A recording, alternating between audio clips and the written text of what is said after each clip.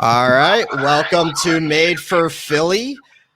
I'm sure, as our normal listeners know, he's saying, yeah, of course, this is Made for Philly. Let's go. Let's talk about the Fightins. Let's talk about the Birds. Let's get to it.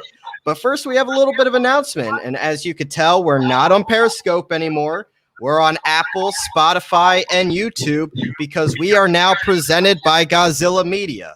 And one of my bosses up here in New York from a prior employment created his own podcast network. I have a podcast, as a lot of our listeners know, involved with Gozilla Media already, which is a Sports with a Z and a T podcast. He wants to branch out, and we are the first podcast that's not regionally based up in New York to hop in on Gozilla Media. We are attacking the Philadelphia market. Made for Philly is back and in a big way. Matt Minton is my co-host for those that are new to the show. Matt, say hello. What's up? What's up? What's up? And this show has been around since 2017. The spring of 2017 is when we started this show with another co-host of ours in Jeff Lawson. He will not be on this week's show, but starting next week, he will be on as well. This is a three-man show. Mostly Matt and I. Sometimes Jeff gets a little busy, and that's where you'll see it just be the two of us. But we are here to talk Philly sports. 4 for 4 guys. We talk Eagles. We talk Flyers. We talk Phillies. We trust the process and talk the Sixers. So now that football season's getting underway, we're definitely going to be talking about our Birds. But typically, and Jeff and I aren't really used to this, and Matt, I know you aren't either, let's hop right into it because we have a relevant baseball team to talk about in the month of August, and those are the Fightins. The Fightins, baby. They obviously lost on Tuesday night, snapping their 8-game win streak. I blame the rain. I'm just throwing it out there now because Aaron Nola was dealing, and he was going toe-to-toe with Max Scherzer. We had a classic pitcher's duel on our hands until the storms blew in last night. But before that, and of course, this show is going to air on Thursday. To remind our new listeners, this show now will air on Thursday. We record on Wednesday. So for time-sensitive information, just bear with me if I mention we're recording on Wednesday. Bear with us. As of record time Wednesday, they are 15-10 since the All-Star break, 1 game ahead of the Braves in the NL East, 2.5 ahead of the Mets, coming off an 8-game win streak where they swept the Nationals, swept the Mets, won that last game against the Pirates from over a week ago. This is a team, Matt. We've been waiting for this for so long. Ever since Bryce Harper came, JT Realmuto came over, we expected a competitive baseball team. We finally have it. The Phillies are in first place in the dog days of summer, heading into clutch time. Yeah, it really is great to finally see the fruit starting to bear. I was actually at the Roy Halladay retirement game where Wheeler pitched the full game. It seems like the energy is really back. Like, it seemed like it didn't matter what team they brought in that day, they were not going to lose. And now you've got the Dodgers. So what I would like to see ideally is, honestly, I may be a little bit of a minimalist, but if they can take one of these 3 games, I would consider that a win. Then come back, beat the Marlins, beat the teams you're supposed to beat, and show you can compete against the better teams. That's going to be how they stay ahead in the division and stay relevant in the postseason race. And to your point, I mean, we still need to realize that, and the Phillies need to realize that, yes, they have a tough stretch right now. The remainder of this week, obviously through Thursday, they play the Dodgers, and then the weekend series is against the Reds, who all of a sudden are very hot as well, struggling against the Braves. However, this is going to be a tight race, and you need to be competitive against the teams you're likely going to see in October if you get there, and then handle the teams that you're supposed to handle, to your point, like the Marlins, like I think they play the Pirates again one more time. They do play the Cubs again. They play those lower bottom tier teams, and they need to take advantage of it. Let's talk about why the Phillies are here, though, and it's front and center with Bryce Harper not only leading the charge, but becoming a serious MVP candidate in the National League. Since June 30th, he's hitting .353 with a 1.173 OPS, 9 homers, 24 RBIs in 35 games. The Phillies have come out of the All-Star break on fire, and Bryce Harper is a big reason why. And in his third season with the Phillies, he's hitting his way into potentially getting his second National League MVP with 49 games to go and plenty of time to win the thing, as he did in 2015 with the Nationals. I'm going to scatter some stats for you where Bryce Harper stands in some pretty important places in the National League. He's 5th in batting average since the All-Star break at .370, 1st on base percentage at .516, 2nd in slugging at .740, tied for 4th in runs with 18, tied for 2nd in walks with 21. Like I mentioned, he's getting on base, and that's a huge contributor to why this middle of the lineup has been on fire. 2nd with extra base hits with 17. 1st with times on base with 49. This one's kind of goofy. 1st in stolen bases with 5. That's, I think, contributed to that one game we had 3 stolen bases, but still. For the season, Harper ranks 7th in the league with a .302 batting average and 3rd with a .983 OPS.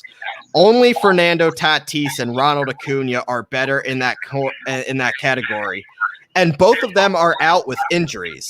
So when you put that into perspective and where the Phillies are right now, Bryce Harper is your front runner for National League MVP to date.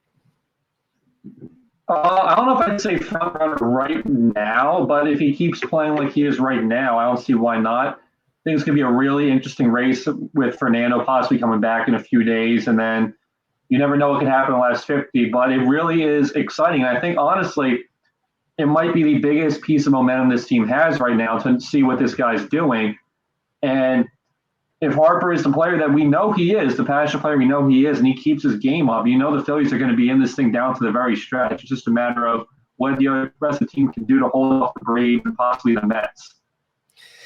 Yeah, and this is a team, because we talked about the success Bryce Harper is having, that has bolstered JT Realmuto in the lineup. Travis Jankowski, for crying out loud, at the top has been good. Odubel Herrera has been good. Alec Boehm is heating up. You can't say enough about what Ronald Torreyes has been lately. Gene Segura has been fantastic. Was an all-star snub, in my opinion. Absolutely. And then you're getting McCutchen back today. Reese is on the IL, retroactive to August 17th, but he's still going to miss some time. But Reese was hot leading up to his departure from the lineup. But it's not only the lineup, Matt, that's been on fire. It's been this pitching staff, truly. And that's led, look, Nola was really off to a great start last night, but you talk about the game you were at and how fitting on the day of Roy Halladay's ceremony does Zach Wheeler throw a complete game shutout, 11 Ks, and only 2 hitting the New York Mets. This is a guy that, if Bryce Harper is right in the thick of the MVP race, guess what? Zach Wheeler is in the thick of the Cy Young race as well. Look, he pitched a 2 shutout complete game against the Mets on Sunday. Leads the majors in innings, strikeouts, complete games, and shutouts. Has a 2.42 ERA and an under 1 WHIP at .99. If you care about a wins above replacement, Wheeler ranks 2nd in the entire majors to only Shohei Ohtani per Baseball Reference metric, and that's not 2nd among pitchers. That's 2nd among all major leaguers. So he has been a key contributor to why the Phillies are where they are right now. Phillies have 50 games left, like I said, 49 actually, and Wheeler projects to start 10 more of them. And as of this moment, it's really his award to lose with the uncertainty about Jacob deGrom. He is the odds-on favorite to win the Cy Young now. The edge Wheeler has is not insurmountable because Walker Buehler is right there. He's 12-2 with a 2.13 ERA.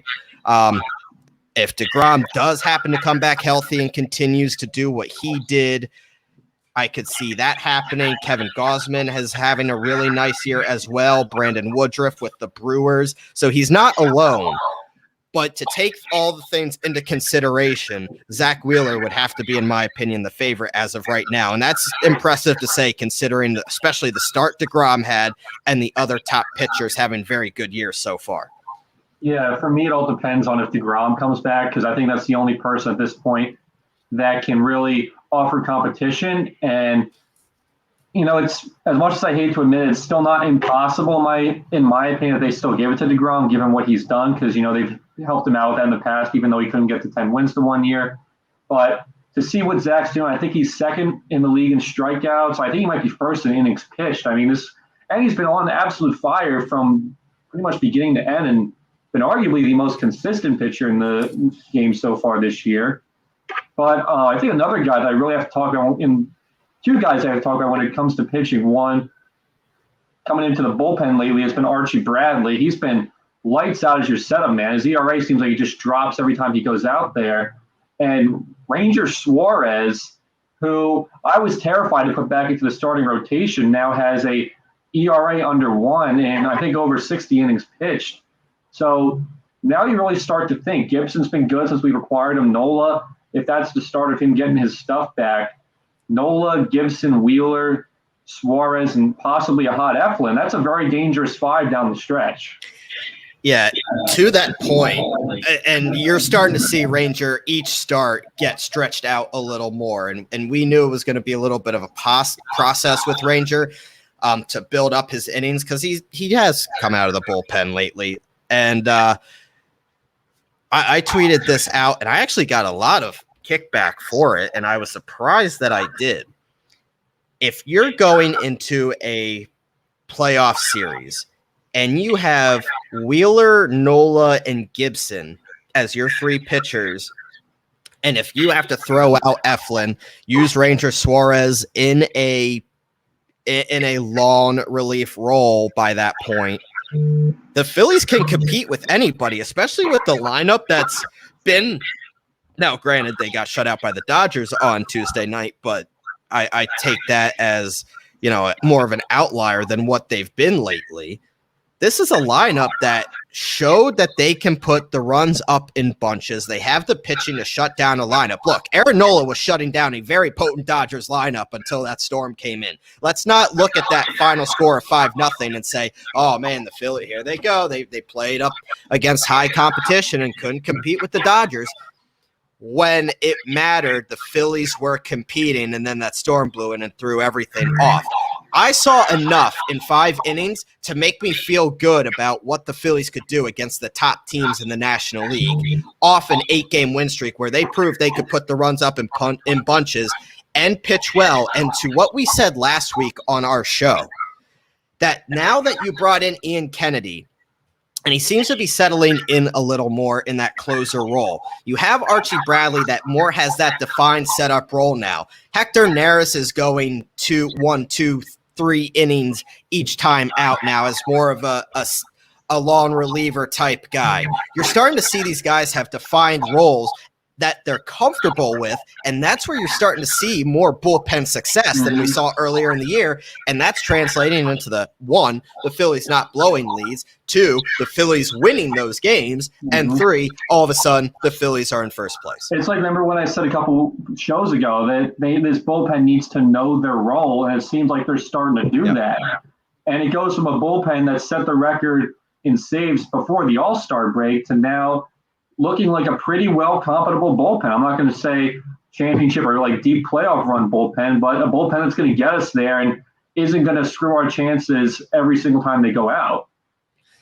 Yeah, so this is a team, as we record, like I said, the Phillies are 1 game up on the Braves.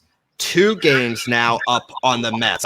I didn't take into account that they also got postponed last night, so they didn't finish that game. So technically they gained a half game. So the Phillies are 1 up on the Braves, 2 up on the Mets, a lot of divisional games to go. And the Phillies have been very good within division this year. They are the only team in the division with a winning record interdivision. And typically the team that wins their division games and has the best record against the division has a pretty darn good chance to win said division. This is a Phillies team. Look, you're not shooting for the wild card, but you are in a very winnable division, and it can happen in October, and that's what the Fightins have set themselves up to do if they can keep it up.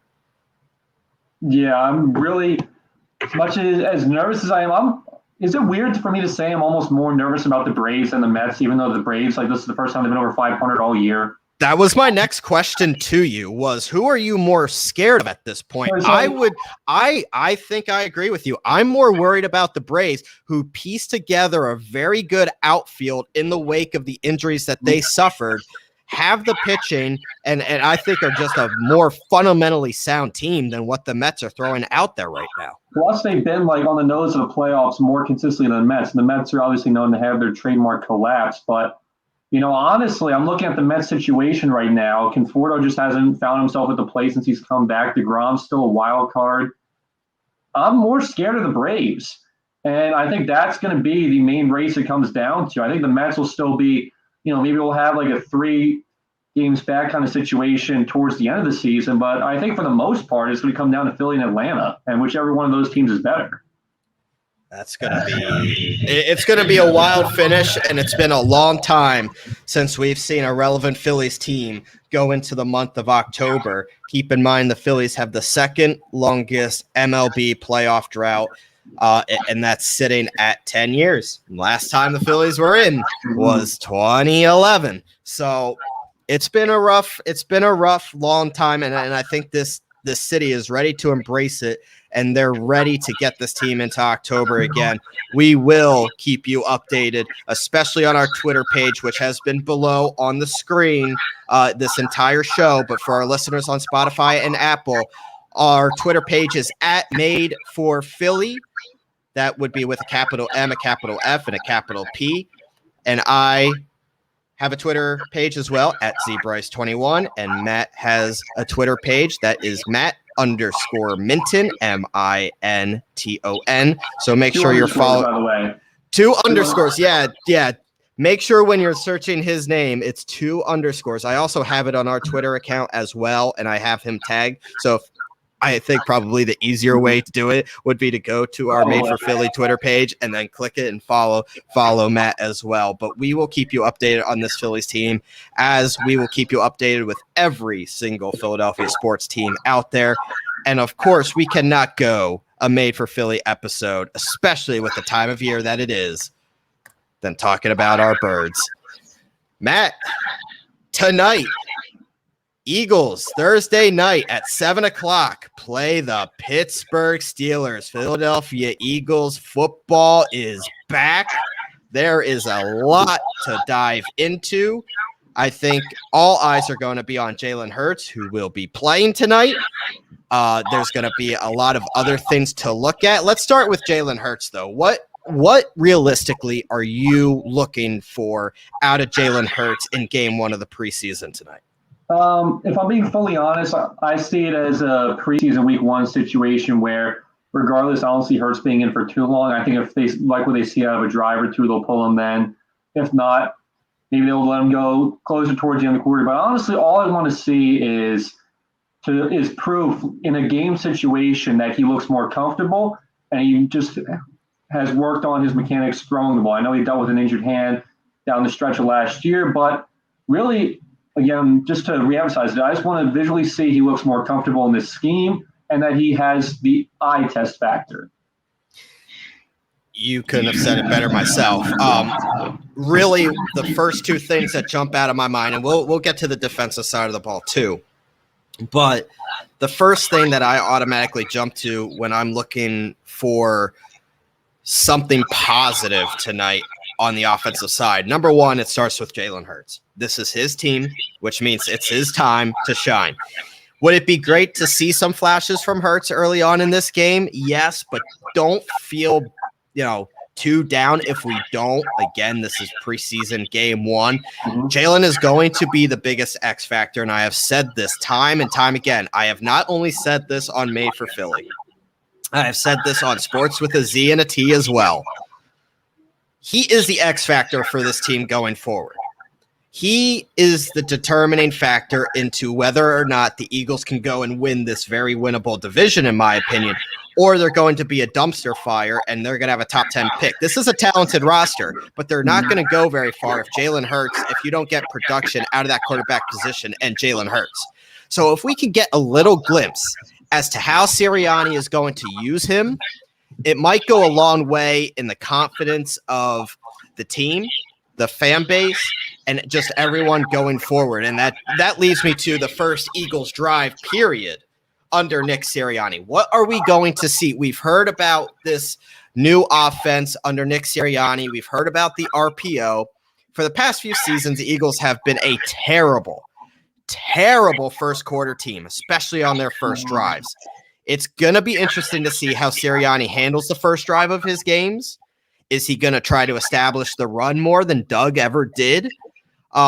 With all of these tools at his disposal, now you're not going to see them all tonight, but you're going to see some of them. The Eagles were ranked 24th in the league last year in points scored in the first quarter. That has to change, especially with the dynamic of this team going forward. If Sirianni is to succeed this year, then he has to find a way, in my opinion, to get this team to establish a tempo early and often and really build on it as the game goes on. I think for me, at least with the first drive, what I'm most interested to see is, one, I would like to see him use the run instead of the passing game because that's pretty much just football 101. I'm interested to see how he rotates the running backs because Miles Sanders in his career so far, I think, has averaged like maybe 12 carries a game. And if he's going to be your franchise running back going forward, that's not something you can have. So ideally, I just want to see him, how he focuses the ball to his players, what kind of plays he calls in order, whether he starts off run heavy. Really, I'm just excited to see what it looks like. I mean, a change of scenery is always interesting. And he's got the personnel to make this a flashy offense. You know, I don't know if it's confirmed if Devontae's playing or out, so we're probably not going to see what it fully looks like until at least week 2 or week 3. Yeah, I would be stunned to see Devontae Smith. I mean, he still isn't really practicing. I still think he's a week or 2 out from returning to the practice field, and they are being cautious with him. But you mentioned the Eagles running back rotation, and while we might not see a lot of Miles Sanders, the rotation behind him is going to be huge. And we talked about this in our roster prediction last week. You have 2 sets of styles from 4 different players.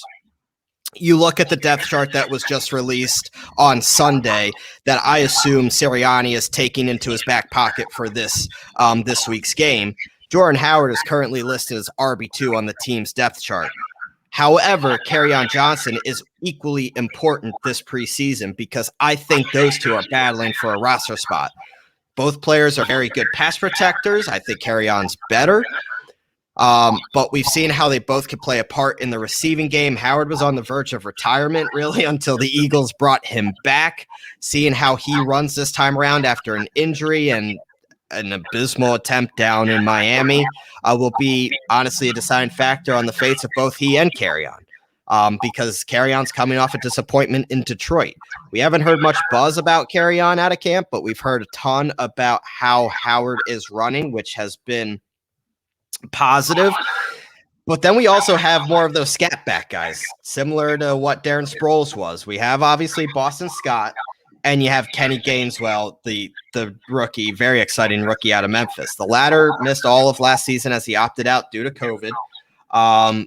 However, this is a special kid that I got the privilege of seeing in the Cotton Bowl when they played Penn State 2 years ago. And this is a kid that honestly is very gifted, and I don't see Sirianni not using him in any way. He's going to make the opening day roster, and he's going to be involved.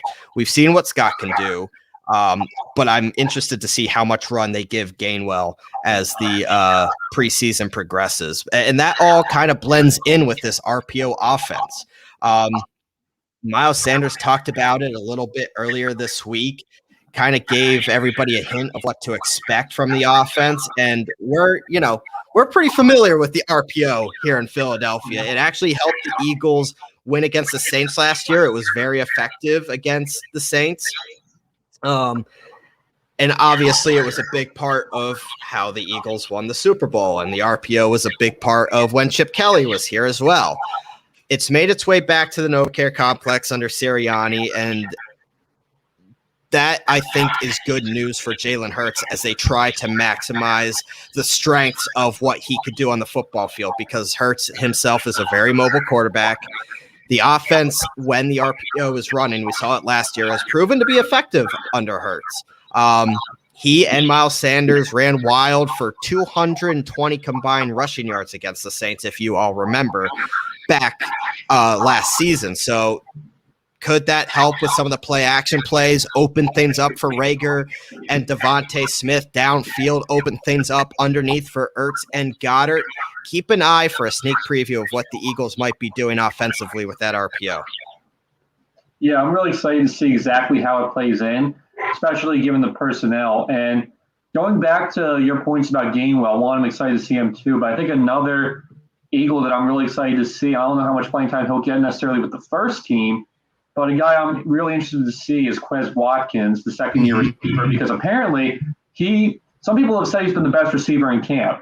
And I know I saw the one video of him catching a 50-yard touchdown in the open practice, so I'm really interested to see how this RPO and mismatch kind of offense works for him, because if that's a hidden gem in the rough, that could go a long way this year to help out Devontae, Rager in his second year. So I'm really excited for that too.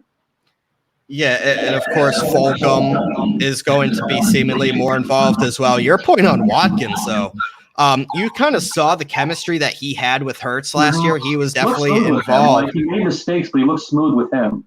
Yeah, so I definitely think he's going to be a guy, unless he bombs preseason, he will definitely stick on this roster because of his proven chemistry. And like we've all heard, he has been one of the better wide receivers in camp. Let's talk about this revamped secondary, though, and who knows how much we're going to see of it tonight. However, I expect to see a good chunk of it. Howie finally invested into the Eagles secondary between last year and this year. This year alone, obviously, you brought in Darius Slay last year, but now the additions of Anthony Harris and Steven Nelson, which those two signings alone make this defense scary good. I mean, we've talked about countless times how Anthony Harris might be the best, one of the best not talked about enough free agent signings of the season. Steven Nelson was a top 5 corner last year that led the league in interceptions. So you know what you're getting from him across of Darius Slay. And then rookie Zach McPherson, who I've heard has had a strong camp as well. And I have heard comparisons to Sheldon Brown for Zach McPherson. So I would love to see what Zach brings to the defense this year. Am I expecting him to start? Of course not with Slay, Nelson, and Avonte Maddox in the slot. But this is a guy that a lot of people are high on, and I'm excited to see what he's got, especially considering he is going to be a rookie. He is going to get a lot of run. Anthony Harris himself was labeled as a standout safety after his great year where he recorded 6 interceptions last year and 2 years ago. And following that, the Vikings franchised him. And last year he had kind of had a down year, which led him to free agency. Now he's paired with Rodney McLeod. Like I said, Steven Nelson lines up the season across from Darius Slay, moving Avonte Maddox inside where I think he is best suited. So I think the secondary will be very good there. And beyond those 4, the Eagles are pretty invested in youth. We mentioned Michael Jacquet, Josiah Scott should see plenty of time tonight as well. They're fighting for roster spots. And Jonathan Gannon is known as a very good cornerbacks coach.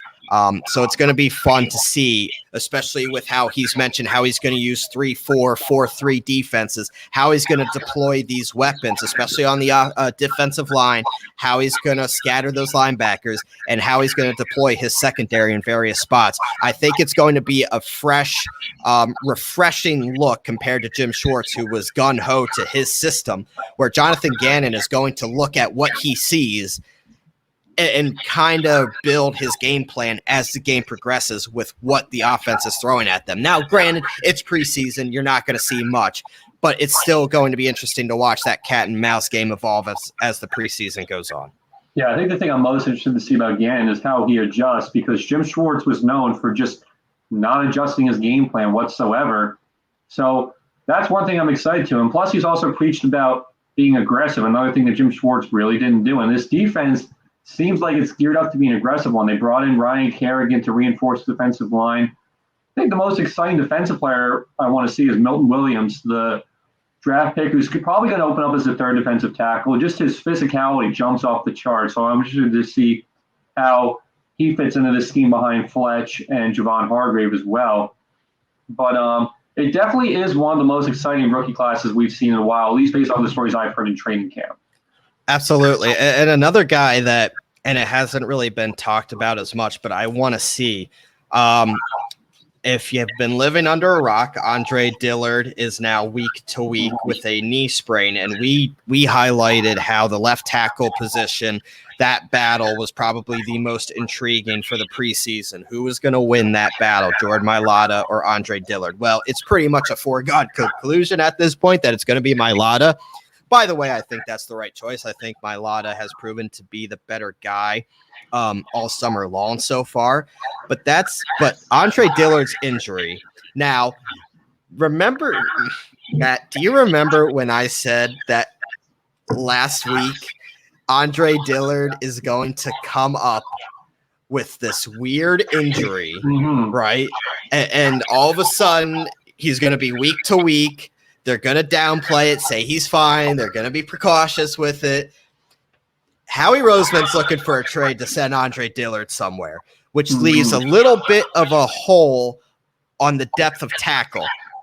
I want to see what Brett Toth brings to the table now, because the Army graduate originally caught on with the Eagles 2 years ago and has been very much under the radar since. Having been on the edge of the practice squad for quite some time, he has a chance to get second-team preseason reps now, which is what he has been getting. And we've seen what Jeff Stoutland could do with raw offensive line talent, because Jordan Mailata all of a sudden is your starting left tackle, and deservedly so. I wonder how Brett Toth is going to do tonight, because that backup left tackle position is now wide open for the taking with Andre Dillard sideline.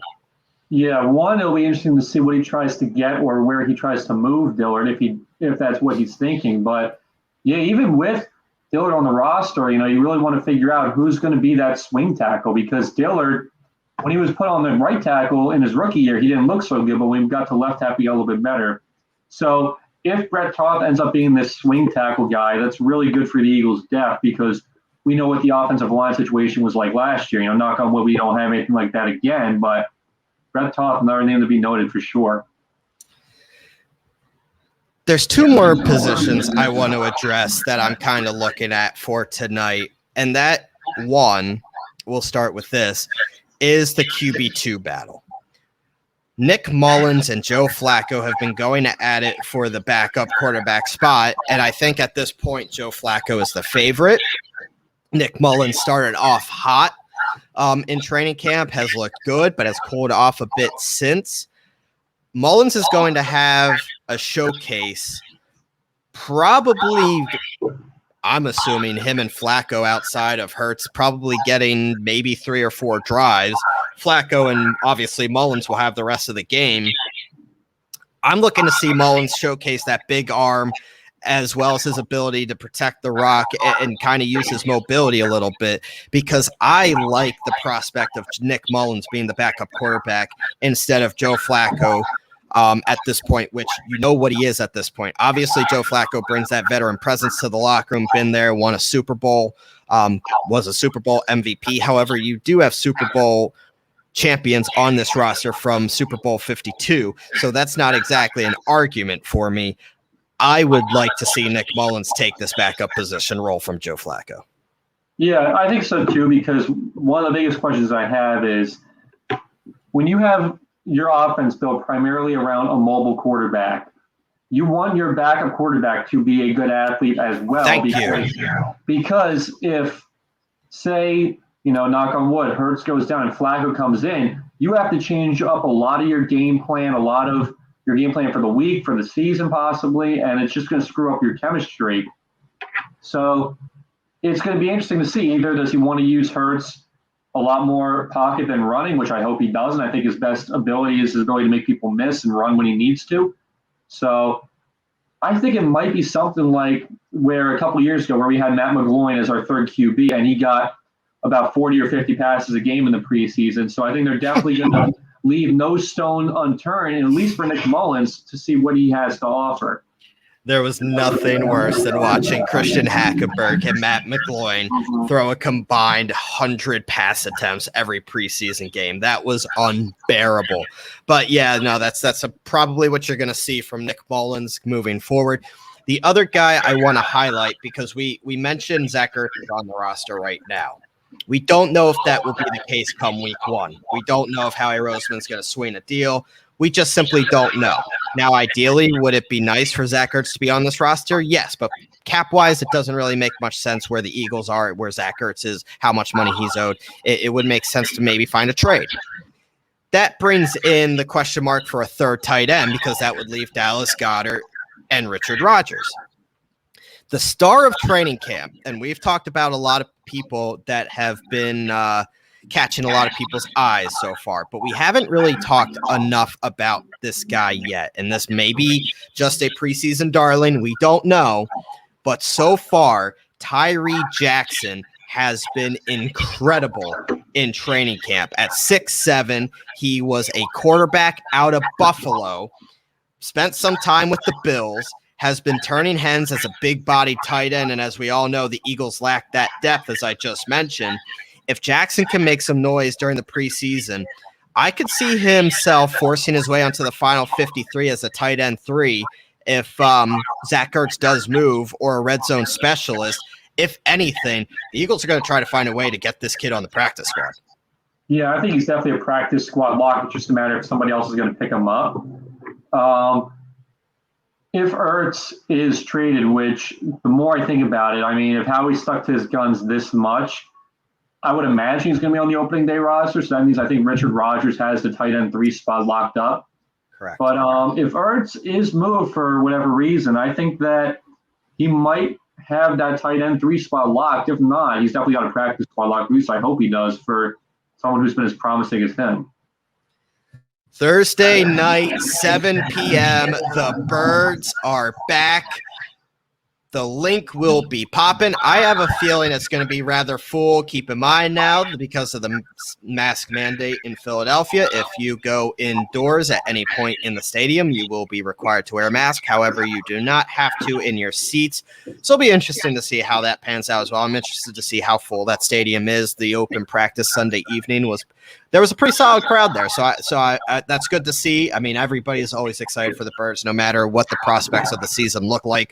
I'm just happy that football is back. And I think a lot of Eagles fans are happy that another guy is close to being back. And if you look at the headline right there, I put the number, I put the all-important percent, and that would be 75%. It came out today on Tuesday as we recorded that Carson Wentz is back at practice. No boot, nothing. Him and Quentin Nelson are on track towards playing week 1 for the Indianapolis Colts. And you're probably thinking, Bryce, Carson is not on the Eagles anymore. No one cares. No. Remember that if the Eagles get a first-round pick from the Colts from this Carson Wentz trade, that means Carson Wentz played 75% of the snaps for the Indianapolis Colts this season, or the Colts make the playoffs and he plays 70% of the snaps. If he is ready to go week 1, the Eagles have a heck of a better chance of getting that percentage out of Carson, knock on wood. Hopefully he can stay healthy throughout. I did the math, Matt, and it starts getting uncomfortable, because the original projection was that he would miss about 5 to 12 weeks, but there was a chance he could miss up to 5 weeks of the regular season. So I did, okay, worst case scenario, he misses 5 games. That leaves 76% of the projected snaps for Carson to play. So I'm comfortable with him missing maybe 4 games. After that, it starts to get a little dicey for the Eagles getting that first round pick.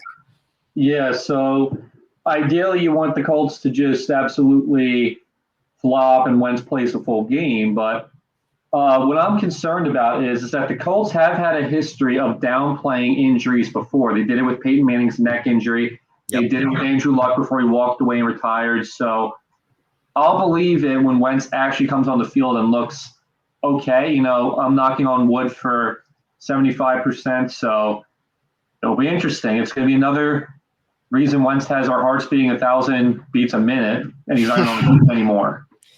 All eyes for another year in Philadelphia will be on Carson Wentz, and that's not because he's in midnight green anymore, but because his health is so important for the Eagles and their draft capital and the future of the franchise, quite frankly, because it might be more ammunition for them to take a possible run at a franchise quarterback, either via trade or via the draft, if Jalen Hurts doesn't pan out in 2021. So keep an eye on the Indianapolis Colts and Carson Wentz, because Lord knows that it's going to be a bumpy ride for the Wentz wagon out in Indy. Wanted to talk about one last thing before we head on out of here. We have about 5 minutes left on our show. The Sixers. Oh, the Sixers. Obviously, they have been a little busy in free agency. Not many sexy names. We mentioned the Andre Drummond signing. We mentioned bringing back Furkan. Since we last had our show, they brought Danny Green back on a 2-year deal, which I think is a nice, important signing for them.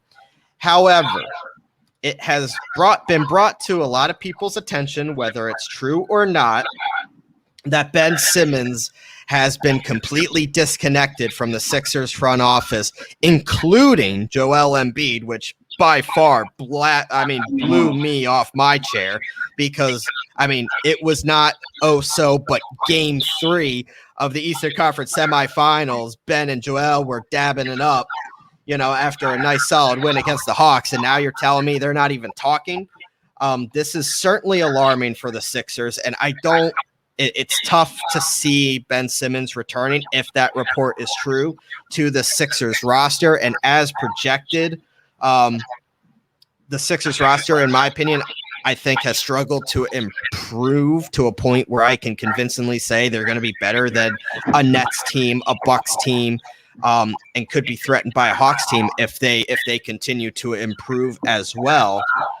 However, there have been rumblings that multiple sources say the Sacramento Kings have shown interest in both Ben Simmons and Pascal Siakam, and they have done their due diligence as well on Ben Simmons. And we talk about the potential return of possibly Buddy Hield coming to the Sixers, Bagley coming to the Sixers. Sixers have been mentioned to not be interested in a deal with them unless De'Aaron Fox is included, which would be smart.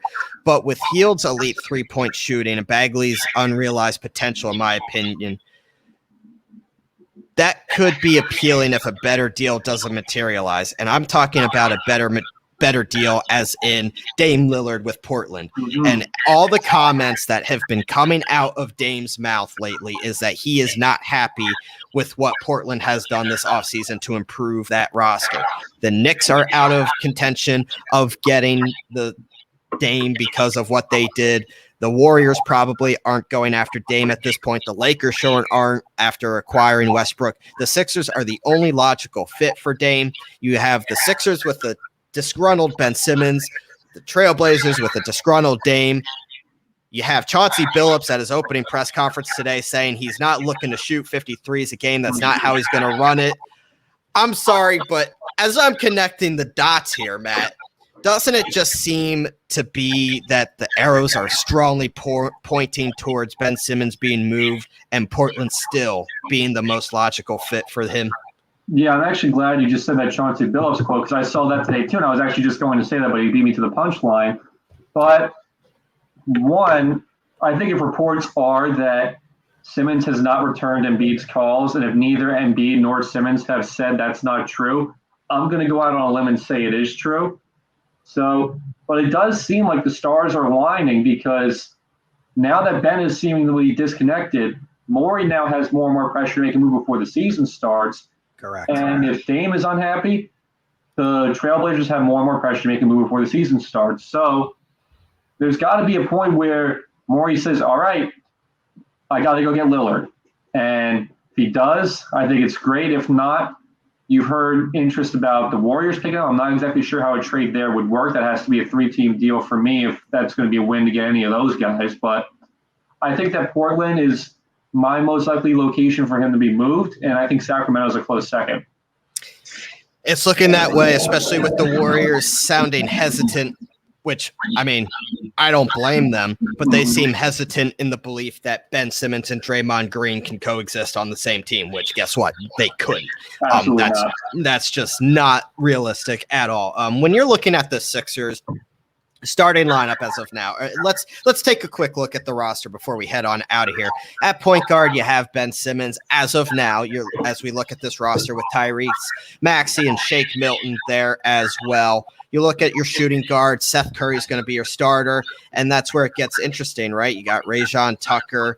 You have Jaden Springer, who has looked pretty darn good in limited time already, and Isaiah Joe. You look at small forward, you have Danny Green with Matisse Thybulle, Furkan Korkmaz, and Aaron Henry on a two-way contract. Toby, obviously, at the power with Georges Niang, Paul Reed, and Anthony Tolliver still there. And then at center, Joel Embiid and Andre Drummond. Look, is this going to be a very good team if that roster is what it's looking like in October as the season starts? Yes, absolutely. However, with a healthy Nets team, who knows if they stay that way, the defending champions in the Milwaukee Bucks, the Celtics are still a good team. They'll be better this year. You talk about the Hawks. You talk about maybe a surprise team showing up, maybe the Bulls because of what they've done this offseason.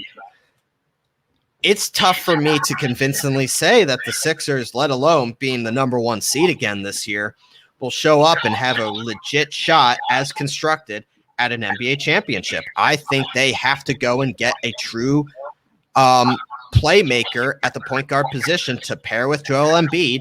And as long as it's, if it's Damian Lillard, great. I think they are the favorite in the East. However, if you don't get anybody comparable to that, it's tough for me to see a way out of this where the Sixers become one of the dominant teams in the Eastern Conference this year. Yeah, I agree. Especially, look, number one seed aside, they haven't gotten past the second round in their last, 4 trips to the playoffs? So something has to change. And I think the thing is that ball-dominant playmaker who's not afraid to take the big shot in that moment. Love Joel Embiid to death, but he cannot handle the ball late in the game in crunch time. He can take that shot by the post, but no, should not be handling the ball top of the key. He should be under the basket. And that role should go to somebody like Damian Lillard, or much as I like Maxey, I don't think he's ready for that yet. So having another strong summer. Mm-hmm. I think that if they can just get that one dominant ball handler who is well established, I don't see why they're not the favorites in the East. It's definitely going to be interesting to see what Daryl Morey does as the regular season approaches. Obviously, the summer games are going on as we speak. We've seen some good things, especially out of Tyrese Maxey so far moving forward. So keep it locked in.